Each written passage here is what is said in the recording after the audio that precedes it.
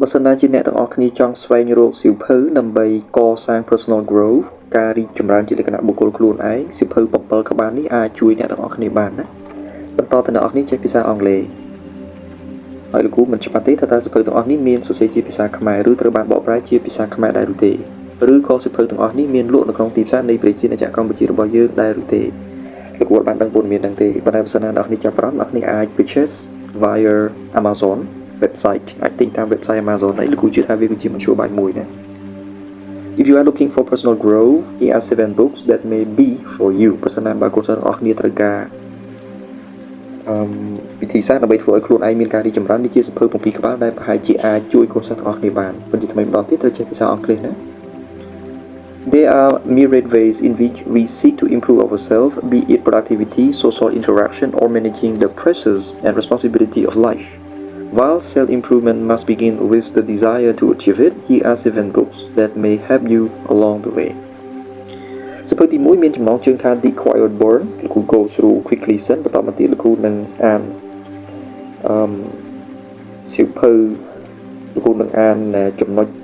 នីមួយៗនៃសៀវភៅដែលគេបានសរសេរនៅទីនេះផ្ដោតសំខាន់ទៅលើ key feature របស់វាសៀវភៅទី1មានចំណងជើងថា The Quiet Born អ្នកនេះឃើញនៅក្នុងលេខ1ទេ Okay as you can see in number 1 the title of the book name The Quiet Born មានន័យថាម៉េចមានន័យថាកម្ដៅឬក៏ការឆេះយ៉ាងស្ងៀមស្ងាត់កម្ដៅដ៏ស្ងៀមស្ងាត់ The Ambitious Woman's Guide to Recognizing and Preventing Burnout Lynn Blatt អ្នកនិពន្ធគឺជាស្ត្រីទេណាព្រោះហេតុអីយើងមើល The Ambitious Woman's Guide មានន័យថាមគ្គុទ្ទេសក៍របស់ស្ត្រីប្រកបដោយមហិច្ឆតាម្នាក់ to recognizing and preventing burnout ក្នុងការទទួលស្គាល់និងការបង្ការការកាត់បន្ថយនៅធម៌ពលការកាត់បន្ថយនៅប្រសិទ្ធភាពការងារខ្លួនណាមួយចឹងទៅនេះគឺជាគម្រប Quiet Burnout អ្នកគ្នាមើលសិតទៅទៀតទាំងអស់ណា The Ambitious Woman's Guide to Recognizing and Preventing Burnout Lynn Blatt okay so the writer's name is Lynn Blatt she might be woman I think female okay គាត់គឺជាស្ត្រីហើយឥឡូវយើងទៅយ៉ាងសិនណាយើងទៅមើលសៀវភៅទាំងអស់ហ្នឹងសិនសៀវភៅទី2គឺ Atomic Habits មានន័យថាទម្លាប់ Atomic បាទលោកគ្រូឃើញដូចជាមាននៅក្នុងបណ្ណាល័យទម្លាប់ Atomic tiny changes ការផ្លាស់ប្ដូរតិចតួចទេ remarkable result ការផ្លាស់ប្ដូរតិចតួចក៏ប៉ុន្តែវាផ្ដល់ឲ្យយើងលទ្ធផលគួរឲ្យកត់សម្គាល់ Atomic Habits okay an easy and proven way to build good habits and break bad one the author's name is James Clear over 15 million copies sold សៀវភៅនេះលក់ដាច់បាទ15 million copies sold មានន័យថា15លានក្បាលត្រូវបានលក់អស់សៀវភៅទី2មានឈ្មោះថា Atomic Habits សៀវភៅទី3 Big Magic មានន័យថាម៉េចមានន័យថាវេទមន្តដ៏ធំធេង Creative Living Beyond Fear ការរស់នៅប្រកបដោយភាពច្នៃប្រឌិតនៅពីក្រោយភាពភ័យខ្លាច Elizabeth Gilbert okay អ្នកនិពន្ធឈ្មោះ Elizabeth Gilbert okay Creative Living Beyond Fear បាទតែគេនិយាយខ្លះក្នុងហ្នឹងលោកគ្រូនឹងវិលត្រឡប់ okay come back to read for you in detail again Creative Living Beyond Fear a must read for everyone hoping to live a creative life សៀវភៅដែលត្រូវតែអានតែម្ដងណាគាត់បានសរសេរថាជាសៀវភៅដែលត្រូវតែអានចេះភាសាណាអាចរកបានដល់គ្នាជាវទៅ cost only 5 or 10 or 15 or 20 or $25 I think you should purchase okay ទិញទៅជាវទៅណាកុំតែផឹកកាហ្វេ brand ទៅទិញបានហើយជឿលោកគ្រូថាសៀវភៅគឺជាគំនិតកំណប់ហ្នឹងហើយយើងអត់ចូលចិត្តអានអត់ចូលចិត្តអីផងគូក្បាលហ្នឹងគ្មានអីសោះតែម្ដងមានតែគួរប៉ុន្តែអត់មានគ្រឿងល្អនៅក្នុងគួរធាតុផ្សំល្អៗនៅក្នុងគួរយើងធ្វើមិនអាចប្រើប្រាស់កើត The gift of imperfections អំណោយនៃភាពមិនឥតខ្ចោះ perfection ភាពឥតខ្ចោះ imperfection ភាពមិនឥតខ្ចោះដោយលោក Brené Brown ណា number 1 New York Times bestseller សៀវភៅនេះក៏លក់ដាច់ជាអ្នក Brené Brown The gift of imperfection ណា10 anniversary edition including YouTube to make the work your own ណាបោះពុំលើកទី10ហើយហ្នឹងអូខេសៀវភៅទី5 The body keeps the score brain mind and body in the healing of trauma best sell when the cook MD គាត់គឺជាវិជ្ជបណ្ឌិត MD stand for medical doctor the book keeps the score the body keeps the score មានន័យថារូបរាងកាយហ្នឹងរក្សាបាននៅ score បកថាបន្ទុកអញ្ចឹងណាទី1 brain ខួរក្បាល mind ចិត្ត and body in healing of the trauma ហើយនឹងរូបរាងកាយនៅក្នុងការធ្វើឲ្យសាជានៅការប៉ះទង្គិច គេមាននិយាយខ្លះនៅក្នុងហ្នឹងណាបាទគាត់ MD គាត់វិជ្ជាបណ្ឌិតចឹងប្រហែលជាគាត់អាចនិយាយការងារច្រើនពាក់ព័ន្ធជាមួយនឹងបញ្ហា physical mental spiritual cognitive so on so forth ណាទី6 how we learn the new science of education and the brain ណាទី6អានេះគឺជាសៀវភៅដែលល្អត្រូវសម្រាប់កូនសិស្សទាំងអស់គ្នាទាំងនៅក្នុង bachelor degree master degree or even PhD degree របៀបនៅក្នុងការរៀនគឺជាវិទ្យាសាស្ត្រថ្មីមួយនៃការអប់រំហើយនឹងខួរក្បាលរបស់យើង The author's name is Stanislas Dehaene how we learn okay តែយើងរៀនដោយរបៀបណា or absorbing mind enlarging book studied with insight okay សៀវភៅទី7 The Four Agreement មានន័យថាការព្រមព្រៀងចំនួន4ប្រភេទឬកិច្ចព្រមព្រៀងចំនួន4ប្រភេទ The writer's name is អ្នកនិពន្ធឈ្មោះអី Don Miguel Ruiz Practical Guide to Personal Freedom អានេះគឺជាវិធីសាស្ត្របែបអនុវត្តពាក់ព័ន្ធជាមួយនឹងសេរីភាពផ្នែកបុគ្គល The Four Agreement Wisdom Book សៀវភៅឧត្តមគតិណាអូខេអញ្ចឹងឥឡូវយើងងាកមកមើលឡើងវិញតើសៀវភៅទី1នេះវាមាន key feature អីខ្លះ Okay so we come back to the first name of the book ឈ្មោះទី1នៃសៀវភៅ what that book's name is okay I forgot also let's check it out together again okay number 1 the quiet bird យើងបកថាភ្លើងឆេះដ៏ស្ងៀមស្ងាត់ឬកម្ដៅដ៏ស្ងៀមស្ងាត់ណាយើងមើលតើគេនិយាយថាម៉េចពាក់ព័ន្ធជាមួយហ្នឹងសៀវភៅ The Quiet Bird having spent decades advising a diverse group of clients primarily women who are fatigued from being undervalued unheard and burdened with excessive stress Lynn Blatt offered her expertise to help women recognizing and prevent burnout and empower them to reclaim their life. Including practical tools and insight, the book contains advice on how to live a fulfilling life, practice self-respect, effectively communicate needs, and recognizing the peril of ignoring personal well-being. If you strive to employ self-care in a healthy, sustainable, guilt-free way, but silence your self-doubt, this book may be the one you need. គូសូបកប្រែឲ្យគោលចុះសៀវភៅនេះគឺនឹងជួយកូនសិស្សទាំងអស់គ្នាឲ្យទី1 recognizing ទទួលស្គាល់ខ្លួនឯងណាហើយនឹងបង្ការធ្លាក់ចុះនៅលទ្ធផលរបស់ខ្លួនសៀវភៅនេះក៏នឹងបង្រៀនអំពីរបៀបក្នុងការរស់នៅប្រកបដោយប្រែផ្កា practice self-respect ការគោរពខ្លួនឯងតម្រូវការនៅក្នុងការតាក់ទងប្រកបដោយប្រសិទ្ធភាព effectively communicate needs recognizing the peril of ignoring personal well-being ហើយឲ្យទទួលស្គាល់ផងដែរអំពីភាពគ្រោះថ្នាក់នៅក្នុងការបង្ហាញកត្តាចំពោះសុខភាពរបស់យើងឡើងណាអញ្ចឹងសៀវភៅនេះគឺជាសៀវភៅល្អទី1ណា The Quiet Bird អូខេទី2គឺ Atomic Bomb ទម្លាប់ Atomic បាទ The International Bestseller សៀវភៅដែលត្រូវបានលក់ជាលក្ខណៈអន្តរជាតិ Tiny Changes Remarkable Results តែផ្លាស់ប្ដូរបន្តិចបន្តួចទេប៉ុន្តែផ្ដល់លទ្ធផលធំធេងណាហ្នឹងហើយក្រោកឡើងម៉ោង 5 កន្លះឬម៉ោង 5 អីទីងទួយទេប៉ុន្តែទិញមេរៀនចាំពីគេអ្នកនិពន្ធឈ្មោះ James Clear outline how the adoption of atomic habits small but consistent changes វាជាទម្លាប់តិចតួចទេប៉ុន្តែវាផ្ដល់ឲ្យនូវការផ្លាស់ប្ដូរមួយឥតដាច់តែម្ដង can reap large and lasting rewards. The book encourages us to create more identity-focused habits rather than over-emphasizing result-based one. Through Clear's four laws of behavior change, he addresses the creation of good habits and ridding yourself of bad one. ចឹងសៀវភៅនេះគឺផ្ដោតសំខាន់ទៅលើការបំផ្លាញទម្លាប់អាក្រក់ចោលកសាងទម្លាប់ល្អៗទីម្ដងប៉ុន្តែវាផ្ដល់ឲ្យនូវ tremendous result. Okay? អ្នកគ្នាសាកល្បងមើលចុះទី3 Big Magic មានន័យថាវិតមុនដ៏ធំធេង Creative Living Beyond Fear គឺជាការរស់នៅប្រកបដោយច្នៃប្រឌិតនៅពីក្រៅភាពភ័យខ្លាចឬក៏នៅពីក្រៅភាពភ័យខ្លាច Using her own experience and creative processes Elizabeth Gilbert explored the nature's inspiration and how letting go of our fear and embracing our curiosity can enable us to live our most creative life. The book combines elements of spirituality and mindful pragmatism in order to direct the reader toward a more fulfilling creative process in whatever discipline, pastime, or general outlook that we are seeking. ជាងសៀវភៅនេះគឺគាត់ប្រើប្រាស់បទពិសោធន៍របស់គាត់នឹងដំណើរការនៃការច្នៃប្រឌិតថ្មីៗដើម្បីគាត់បង្ហាញអំពីធម្មជាតិនៃក្តីសង្ឃឹម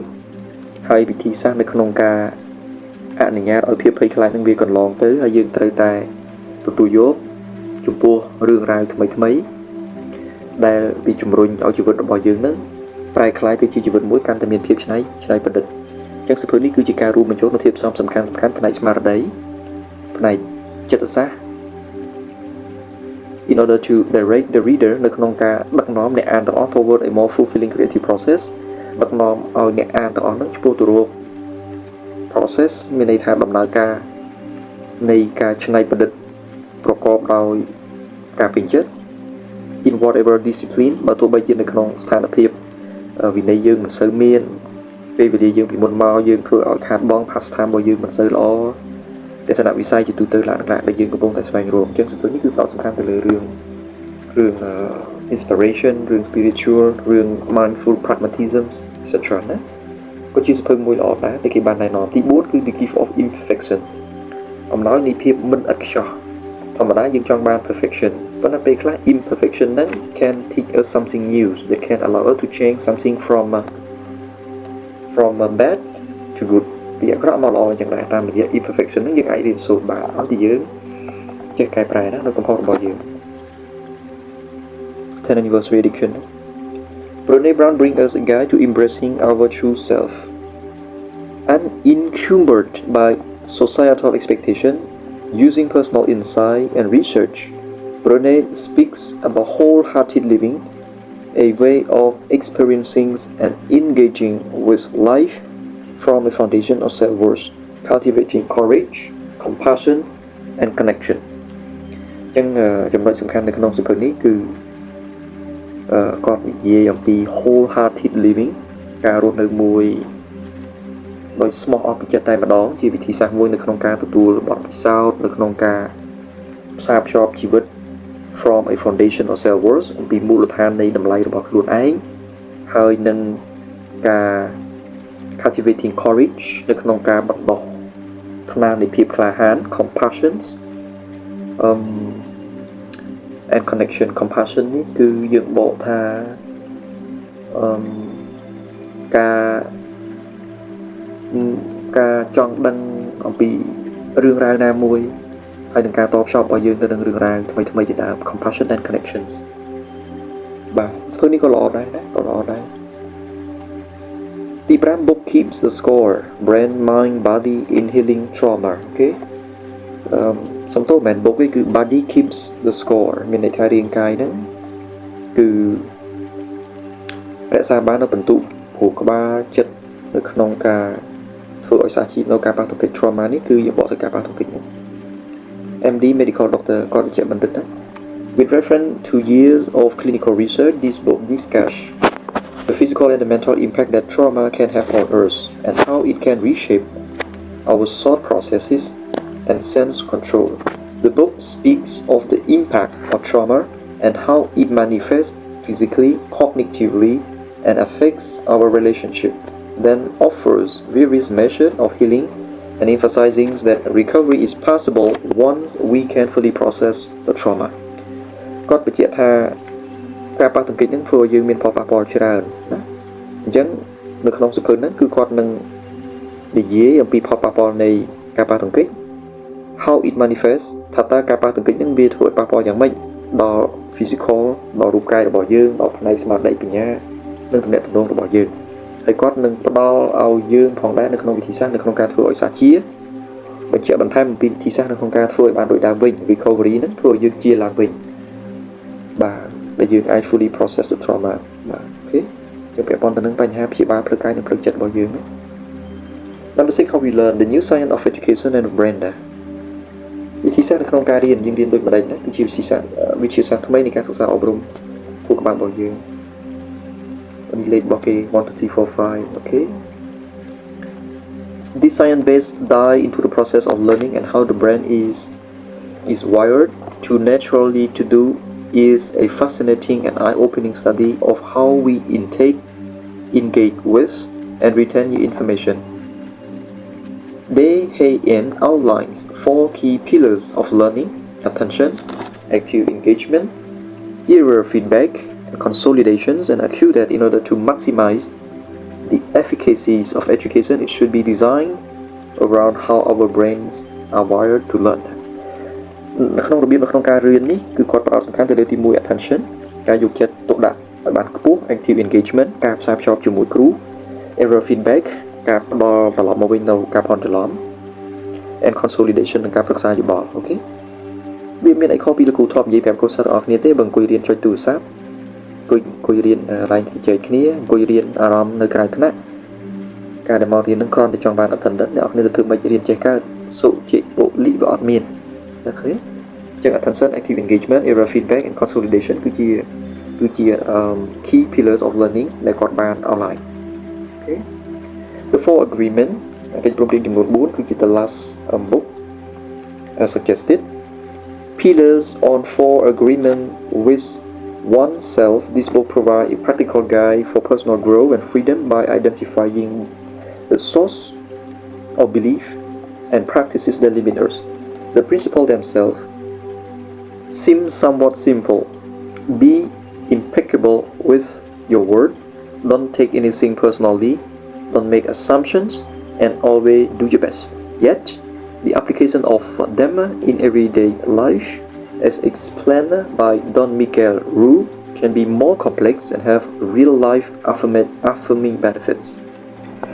ចឹងគោលការណ៍នៅក្នុង 4 agreement ដែលគាត់បានលើកឡើងនេះគឺ be impeccable with your word ឲ្យយើងស្មោះត្រង់ជាមួយនឹងពាក្យពេចន៍ដែលយើងនិយាយកុំនិយាយអីមើលងាយខ្លួនប្រាណរបស់យើងដល់តែចាត់ទុកខ្លួនឯងគឺជាមនុស្សអត់បានការចិត្តតែមើលស្រាលខ្លួនឯង I am not a worthy man I don't deserve to do that particular kind of job I can't do this I can't do that អាហ្នឹងកុំនិយាយចិត្តឲ្យខ្លួនឯងណាត្រូវ inspire ខ្លួនឯង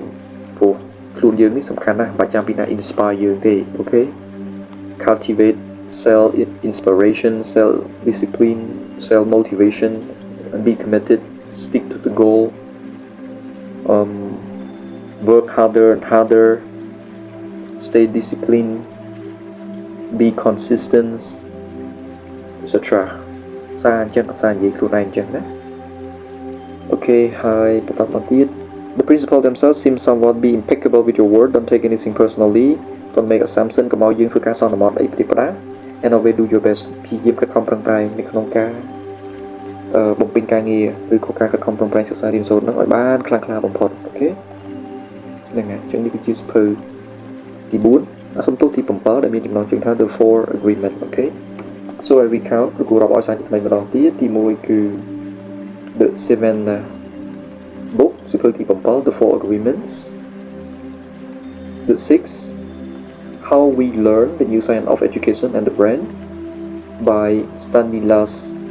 Dehaene okay the 5th The Body Keeps the Score, Brain, Mind and Body in Healing or Trauma by Bessel van der Kolk. He is medical doctor. I do not know exactly whether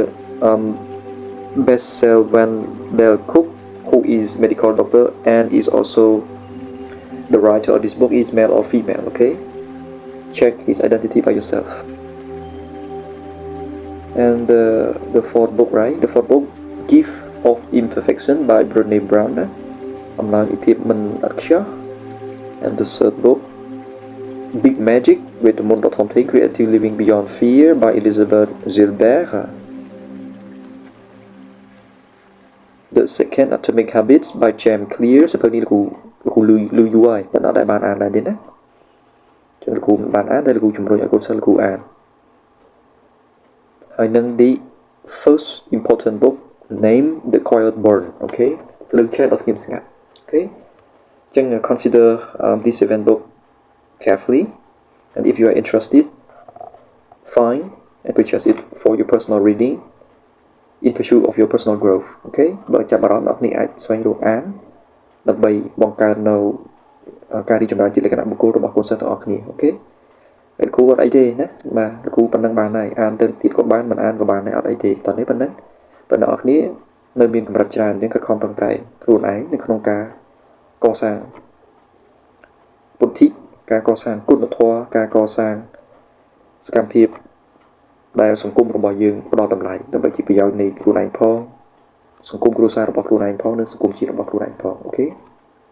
Good night